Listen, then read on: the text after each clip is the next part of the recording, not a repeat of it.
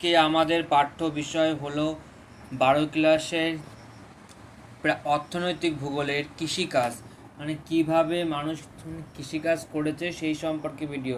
আমি আগে 12 ক্লাসের অর্থনৈতিক কার্যাবলী সম্পর্কে একটা ভিডিও দিয়েছি, ওটা দেখো আমাদের প্লে লিস্টে আছে। আবারও আমরা বিভিন্ন ধরনের কৃষিকাজ সম্পর্কে আলোচনা করেছি।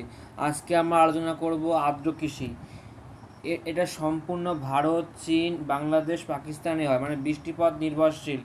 পৃথিবীর যে সমস্ত অঞ্চলে এই লেখাটা সম্পূর্ণ পিডিএফ আমাদের ইউটিউব চ্যানেলের ডেসক্রাইব লিঙ্কে পাওয়া যাবে, আমি ওখানে পিন করে দেবো। পৃথিবীর যে সমস্ত অঞ্চলে নিয়মিত ও পর্যাপ্ত বৃষ্টিপাত হয় সেই সমস্ত অঞ্চলে জলসেচ ছাড়া কেবল বৃষ্টির জলেই কৃষিকাজ করা হয়। এই ধরনের কৃষিকাজকে আমরা আর্দ্র কৃষিকাজ বলি। পৃথিবীতে যে সমস্ত অঞ্চলে নিয়মিত ও পর্যাপ্ত বৃষ্টিপাত হয় সেই সব অঞ্চলে জলসেচ ছাড়াও কেবল বৃষ্টির জলে কৃষিকাজ করা হয়। এই ধরনের কৃষিকাজ আর্দ্র কৃষি বলা হয়। এই ধরনের কৃষিকাজকে আর্দ্র কৃষি বলা হয়। আর্দ্র ঋতুতে এই কৃষিকাজ হয়, তার অপর নাম খারিফ কৃষি। আর্দ্র কৃষিতে এই কৃষিকাজ হয়, তার অপর নাম খারিফ কৃষি। আর্দ্র ঋতুতে এই কৃষিকাজ হয়, তার অপর নাম খারিফ কৃষি।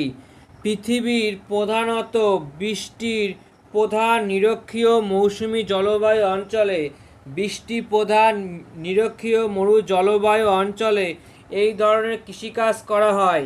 এশিয়া মহাদেশের দক্ষিণ পশ্চিম অংশে ভারত, মায়ানমার, ইন্দোনেশিয়া, মালয়েশিয়ায় ও চীনের দক্ষিণ অংশে এই ধরনের দেখা যায়। তবে আফ্রিকার পূর্ব উপকূলে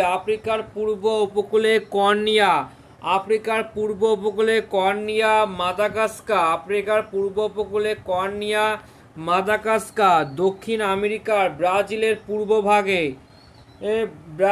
পূর্বভাগে উত্তর আমেরিকার মেক্সিকো এবং পশ্চিম ভারতীয় দ্বীপপুঞ্জ সমূহ। বৈশিষ্ট্য: কৃষি জমির অবস্থান প্রধানত নদীর তীব্রতা, প্লাবন সমভূমি, বদ্বীপ অঞ্চল, পর্বতের পাদদেশীয় অঞ্চল, মালভূমির প্রান্তদেশে কৃষিকাজের অবস্থান লক্ষ্য করা যায়। তাহলে বৈশিষ্ট্য কে দেখা যায়? এশিয়া, আফ্রিকা দেখা যায়, মালয়েশিয়া, ভারত দেখা যায়। তারপর কৃষিকাজের বৈশিষ্ট্য, এটা হচ্ছে কৃষি জমির উপর অবস্থান করে, বদ্বীপ মালভূমি সমভূমি অবস্থান করে। 2 নম্বর, এখানকার জলবায়ু উষ্ণতা 25 থেকে 30 ডিগ্রি সি, বৃষ্টিপাত 150 ডিগ্রি সি। গ্রীষ্মে প্রধান বৃষ্টিপাতযুক্ত অঞ্চল কৃষিকাজ। তবে এখানকার জমির আয়তন কৃষিকাজে গুলিতে বিক্ষিপ্তভাবে অবস্থান করে, তাই আয়তন ছোট। উৎপাদন ব্যয়: জলসেচ করতে হয় না বলে এবং রাসায়নিক সারের ব্যবহার করা হয়, তাই এর উৎপাদন ব্যয় কম। জমির পরিমাণ বেশি।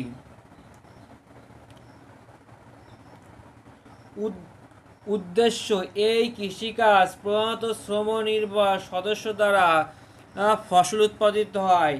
আর্দ্র কৃষিতে হেক্টর প্রতি উৎপাদন কম। আর্দ্র কৃষিতে প্রধান ফসলগুলি জলবায়ু, ভূপ্রকৃতি ও মাটির গুণাগুণের উপর নির্ভর করে। এখানে ধান, পাট, চা, কফি প্রভৃতি হয়। আর্দ্র কৃষিতে জলসেচের প্রয়োজন হয় না, তাই কৃষিকে উৎপাদন ব্যয় কম। এই কৃষিতে পরিবার সদস্য ভর পোষণ হয়, জল ব্যাহত হয়, ফলে কৃষকদের অন্যের ওপর নির্ভরিত হয় না।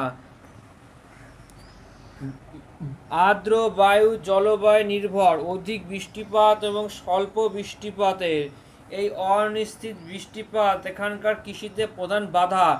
অনিশ্চিত বৃষ্টিপাত অসুবিধা বলতে গেলে এই কৃষিকাজে প্রযুক্তির ব্যবহার কম থাকে, তাই জলসেচের সুযোগ কম থাকে। উৎপাদিত ফসল ধান, পাট, আখ, ভুট্টা, তামাক প্রভৃতি এই কৃষি ব্যবস্থায় উৎপাদিত ফসল। তবে এখানে সংশ্লিষ্ট এখানে উচ্চভূমিগুলিতে বাহিত চাষ করে চা কফি চাষ করা হয়। শুষ্ক কৃষি ফসল যে সকল স্থানে বছরে 50°C কম বৃষ্টিপাত হয়, জলসেচের সুযোগ কম হয়, সেই সব অঞ্চলে কৃষিজাত ফসল উৎপাদনে শুষ্ক কৃষি বলা হয়। কৃষিজাত ফসল উৎপাদন করা হয়, তাই এখানে শুষ্ক কৃষি বলা হয়। অবস্থান: পৃথিবীর ক্রান্তীয় ও উপক্রান্তীয় অঞ্চলে, শুষ্ক জলবায়ু অঞ্চলে, বৃষ্টির ছায় অঞ্চলে এই ধরনের কৃষিকাজ দেখা যায়। ক্রান্তীয় উপক্রান্ত জলবায়ু অঞ্চলে, বৃষ্টির ছায় অঞ্চলে এই ধরনের কৃষিকাজ দেখা যায়। এশিয়া মহাদেশের পশ্চিম তুরস্ক, লিবিয়া, আলজেরিয়া ও সিরিয়া এই ধরনের কৃষিকাজ দেখা যায়। লিবিয়া, আলজেরিয়া, এই যে লিবিয়া, ইসরায়েল দেখা যায়, কাজাকিস্তান, মধ্য চীনে। তবে এই শুষ্ক কৃষির বৈশিষ্ট্য, এখানে জলের খুব কমই হয়, বৃষ্টিপাত কম হয়, বৃষ্টিপাত নির্ভর না, অনেকটা সেচের উপর নির্ভরশীল। যবে বৃষ্টিপাত হবে সেদিনকে আবার কৃষিকাজ করা হবে। তবে কৃষি জমির অবস্থান: কৃষি জমি প্রধানত নিম্নভূমি, পর্বত পাদদেশীয় অঞ্চলে এবং মধ্যভাগে সমতল ভূভাগে অবস্থান করেছে। জলবায়ু: শুষ্ক অঞ্চলে প্রধান জলবায়ু, এখানকার গড় বার্ষিক উষ্ণতা 35°C, বৃষ্টিপাত 50°C। জমির পরিমাণ: জমির আয়তন ছোট হয়। কৃষি জমিতে জলের অপচয় রোধ করার জন্য ছোট ছোট ভাগে ভাগ করা হয়, হয়েছে। উৎপাদন ব্যয়: একই ফসলই এই হেক্টর প্রতি উৎপাদন কম, কৃষি জমির ব্যাপনের ফলে এখানে আর্দ্রতা সংকনে ধূলিকণা বা পাতাকণাকে ঢেকে রাখে। উৎপাদিত ফসল: এখানে গম, ভুট্টা, কার্পাস, মিলেট, সোয়াবিন, বিভিন্ন ধরনের তৈলবীজ চাষ হয়। এটা গেল বৈচিত্র্য, জলবায়ুর অবস্থান, জমির উৎপাদন পরিমাণ এবং কৃষিকাজ। আর্দ্র শুষ্ক কৃষির পার্থক্য আসে। তবে সুবিধা: শুষ্ক কৃষিতে জলসেচ করতে হয় না, রাসায়নিক সারও কম লাগে, আধুনিক কৃষি জমির গ্রহণ করতে হয় না, তাই খরচ কম। বর্তমানে ফসলকে উন্নত করার জন্য সেচ পদ্ধতি কার্যকর করা হয়েছে।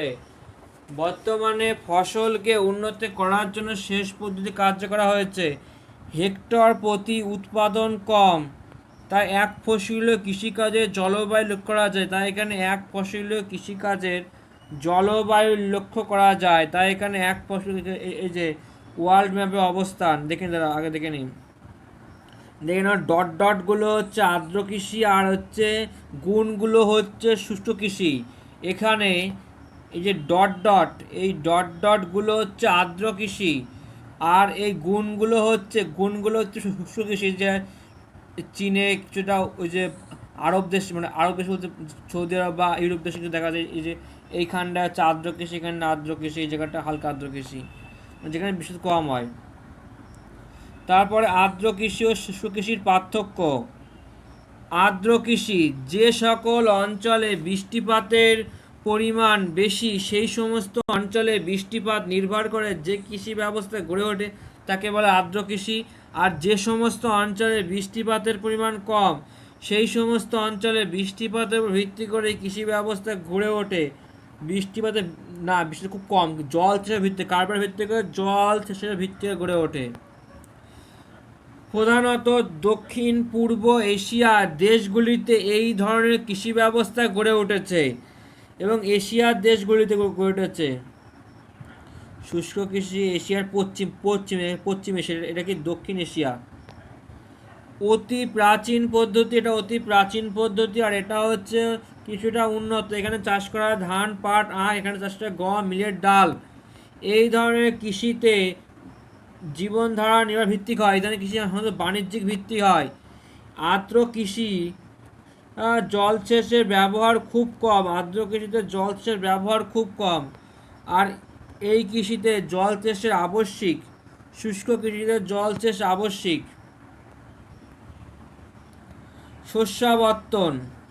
শস্যাবর্তন কৃষি মাটির স্বাভাবিক উর্বরতাকে স্থায়িত্ব রেখে জমিকে প্রয়োজন মতন ভিন্ন ভিন্ন সময়ে ভিন্ন ভিন্ন ফসল উৎপাদন করাকেই বলা হয় শস্যাবর্তন। ভিন্ন ভিন্ন সময়ে ভিন্ন ভিন্ন ফসল উৎপাদন করাকে শস্যাবর্তন।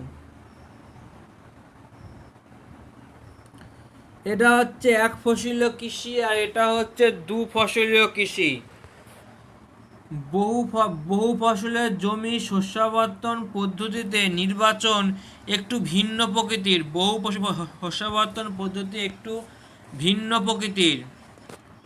প্রথম বছর সোয়াবিন, দ্বিতীয় বছর গম, তৃতীয় বছর আলু, চতুর্থ বছর হচ্ছে মটর। প্রথম বছর সোয়াবিন, দ্বিতীয় বছর গম, তৃতীয় বছর আলু, চতুর্থ বছর মটর। তবে বহু ফসলের জমির শস্যাবর্তন, এখানে পাট, আম দেখা যায়, পটল দেখা যায়, এখানে ঝিঙে, ফুলকপি দেখা যায়। তবে বিভিন্ন শস্যের চাষ একই অঞ্চলে বিভিন্ন ফসল উৎপাদনের মাধ্যমে শস্যের সমন্বয় গড়ে উঠেছে। তবে একই অঞ্চলে বিভিন্ন ফসল উৎপাদনের মাধ্যমে শস্যের সমন্বয় গড়ে উঠেছে। যেমন উত্তর পূর্ব ভারতে শস্যের সমন্বয় গড়ে উঠেছে। উত্তর পূর্ব ভারতে এই ছবিটা বিশাল ইম্পর্টেন্ট। ছবিটা প্র্যাকটিস করে অ্যাড করা পাওয়া যাবে। কী হবে? এক ফসলীয় জমি থেকে বহু ফসলীয় শস্যাবর্তন গড়ে উঠেছে। মাটির স্বাভাবিক উর্বরতা স্থায়ী রাখতে জমির মতে ভিন্ন ভিন্ন সময় ভিন্ন ভিন্ন ফসল উৎপাদন করা সম্ভব। বিভিন্ন ফসলের চাষ একই অঞ্চলে বিভিন্ন ফসল উৎপাদনের মাধ্যমে শস্যের সমন্বয় গড়ে উঠেছে। বিভিন্ন ফসল উৎপাদনের মাধ্যমে শস্যের সমন্বয় গড়ে উঠেছে। তাই উত্তর পূর্ব ভারতের শস্যের সমন্বয় গড়ে উঠেছে।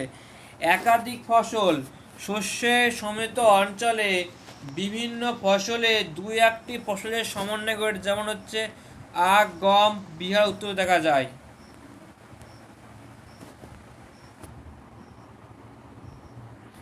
সারা বছর একটি অংশে বিভিন্ন ধরনের সংযুক্ত হওয়ার মাধ্যমে এখানে নিম্ন গঙ্গার সমভূমি অঞ্চলে সারা বছর ফসল উৎপাদন হয়। নিম্ন গঙ্গার সমভূমি অঞ্চলে সারা বছর ফসল উৎপন্ন হয়। আর্দ্র কৃষি, এটি হলো অতি প্রাচীন কৃষি ব্যবস্থা। এটি হলো কি? অতি প্রাচীন কৃষি ব্যবস্থা। অল্প কৃষি চাষাবাদ করার জন্য নির্দিষ্ট করা হয়। হস্তান্তর কৃষি মানে শর্টে, এটা খুব বিস্তারিত তুমি আগের একটা ভিডিওতে তোমার প্লেলিস্টে পেয়ে যাবো। এখন তুমি এই সম্পর্কে বিস্তারিত মানে আলোচনা করো, যেটা শর্টে 1 বা 2 নম্বরের জন্য। এটি হলো অতি প্রাচীন কৃষি ব্যবস্থা। আলোচ্য কৃষি ব্যবস্থায় চাষাবাদ করার জন্য নির্দিষ্ট জমি নেই। এখানকার মানুষজন প্রয়োজন অনুযায়ী কোনো জমি বেছে নিয়ে গাছ কাটে এবং পুড়িয়ে ফেলে, সাফ করে, সেখানে কয়েক বছর ধরে চাষাবাদ করে। জমির উর্বরতা হ্রাস পেলে মানুষজন সেই জমি ত্যাগ করে অন্য জমিতে হস্তান্তর করে। একে বলে হস্তান্তর কৃষি। অবস্থান, ক্রান্তীয় মণ্ডলে এই কৃষি ব্যবস্থা অন্তর্গত। প্রধানত দক্ষিণ পূর্ব এশিয়া, উত্তর মধ্য আমেরিকা এই ধরনের কৃষি ব্যবস্থা আছে। তবে কৃষি ব্যবস্থা প্রধানত দক্ষিণ পূর্ব এশিয়া, মধ্য ও দক্ষিণ আমেরিকা এই ধরনের কৃষি ব্যবস্থা গড়ে উঠেছে। বৈশিষ্ট্য: অনুন্নত অঞ্চলে, আদিবাসী অঞ্চলে কৃষি ব্যবস্থা গড়ে উঠেছে। জলসেচ খুব কম, বৃষ্টিপাতের উপর নির্ভর করে এই ধরনের কৃষিকাজ গড়ে উঠেছে। আধুনিক প্রযুক্তির ব্যবহার একদমই হয় না, তাই কৃষি ব্যবস্থায় তাই কৃষি তাই কৃষি পদ্ধতি পরিবেশের পক্ষে ক্ষতিকারক। এবার বলো, কোন দেশে কোন ধরনের কৃষিকাজ করা? এই হস্তান্তর কৃষিকে, স্থানান্তর কৃষিকে বিভিন্ন দেশে বিভিন্ন নামে পরিচিত। যেমন ভারত, বাংলাদেশে কৃষিকে বলা হয় ঝুম কৃষি, শ্রীলঙ্কা একে বলা হয় চীনা কৃষি, মায়ানমার একে বলা হয় ল্যাডার কৃষি, ইন্দোনেশিয়াকে বলা হয় হুমা কৃষি, থাইল্যান্ডকে বলা হয় তাইমান কৃষি, মেক্সিকোয় বলা হয় মিলাপা কৃষি, আমেরিকায় বলা হয় মিলাপা, এবং ভেনেজুয়েলায় বলা হয় কোকোনুকুকা, কলম্বিয়ায় বলা হয় মেসপো, ব্রাজিলে বলা হয় রিকাস। ভারতের বিভিন্ন হস্ততাঁত কৃষির নাম: কেরালায় বলা হয় পমা, মধ্যপ্রদেশে বলা হয় পোন। এগুলোকে বাদ দেবেন, এখান থেকে দু এক সময় এমসিকিউ প্রশ্ন আসে। উড়িষ্যা অন্ধ্রপ্রদেশে বলা হয় পডার, ঝাড়খণ্ডে বলা হয় করার, এবং কুর্তার বলা হয়, এবং উত্তর পূর্ব অঞ্চলে ঝুম বলা হয়। এবার স্থায়ী কৃষি: যে কৃষি ব্যবস্থায় এক জায়গায় স্থায়ী শস্য উৎপাদন করা হয় তাকে বলা হয় স্থায়ী কৃষি। সাধারণত ক্রান্তীয় অঞ্চলে উপজাত গোষ্ঠী এক জায়গায় স্থায়ীভাবে অবস্থান করে, প্রয়োজন মতন জমিতে পাতিত রেখে একই জায়গায় বছরের পর বছর। যে প্রাচীন ও অনুন্নত পদ্ধতি কৃষিকাজ করা হয় তাকে বলা হয় স্থানান্তর কৃষি। যে প্রাচীন মানে একই জায়গায় স্থায়ী বসবাস করে যে অনুন্নত কৃষিকাজ করা হয় তাকে বলা হয় স্থায়ী কৃষি। স্থায়ী কৃষি দক্ষিণ পূর্ব এশিয়ায়, বিশেষত ভারত, পাকিস্তান, বাংলাদেশে, মায়ানমারে দেখা যায় কৃষি ব্যবস্থা। ভিডিওটা ভালো লাগলে অবশ্যই লাইক করবা, কমেন্ট করবা কোনো সমস্যা হলে, আর সাবস্ক্রাইব করবা। আর বলছি, এই স্থায়ী কৃষির বৈশিষ্ট্যটা পরের ভিডিও পেয়ে যাবা, কারণ এই ভিডিও বেশি লেন্থ হলে সমস্যা আপলোড করতে। তাই সবাইকে বলছি সাপোর্ট করো, লাইক করো অবশ্যই। Thank you.